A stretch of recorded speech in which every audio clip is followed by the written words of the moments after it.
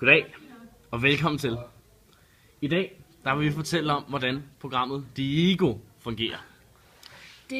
Det kan både hjælpe dig med skolearbejde og gøre det nemmere for at huske ting på hvilke hjemmesider og tage noter Og forskellige pdf-filer. Ja, Først vil vi vise, hvordan Diego downloades.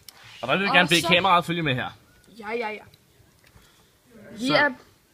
Vi har denne flotte side, hvor vi så kan se linket, vi vil klikke på, som er der.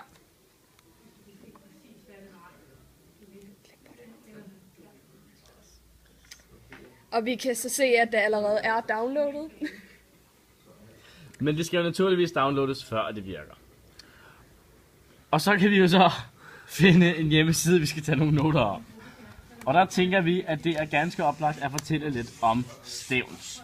Og hvad er det fedeste ved Stevns? Stevnsklint? Nej, Stevnsbadet. Det er nemlig korrekt. Og hvad er Stevnsbadet så for noget? Det er den nye Stevns svømmehal. Det er smukt.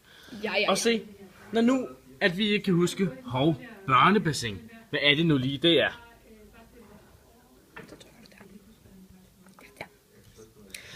Og så trykker vi på det her annotate. For at tage noter. Ja. Og så kan vi trykke på denne lille pind, eller blyant her, som så er en overstregningstus. Og så vil Magnus lige så fint. Fordi nu kan vi jo ikke huske et børnebassin. Hvad er det nu, det er? Så kan vi ind og googler børnebassin, og vi finder ud af, hvad børnebassin er. Derefter kan vi gå ind og markere børnebassin. For så at skrive lidt om, hvad et børnebassin er. Ja. Et bassin til børn. Det er altid godt at vide. Yes. Så når vi næste gang kommer ned og husker børnebassin, hvad var det for noget, det var? Så klikker vi her ved børnebassin og går herop. Og bum, et bassin til børn. Hvis ikke det er smart, så ved jeg ikke, hvad det er. Så kan vi så gå ind på hovedhjemmesiden her, og så kan vi se alt det, som vi har markeret. Der har vi lidt med noget, det er en svømmehal, Stevnsbadet, og vi har sådan forskellige notater, vi har taget i forvejen. Og selvfølgelig står linket heroppe, så du kan direkte gå ind på denne hjemmeside. Tror jeg. Ja, det kunne man. Jeg Smukt.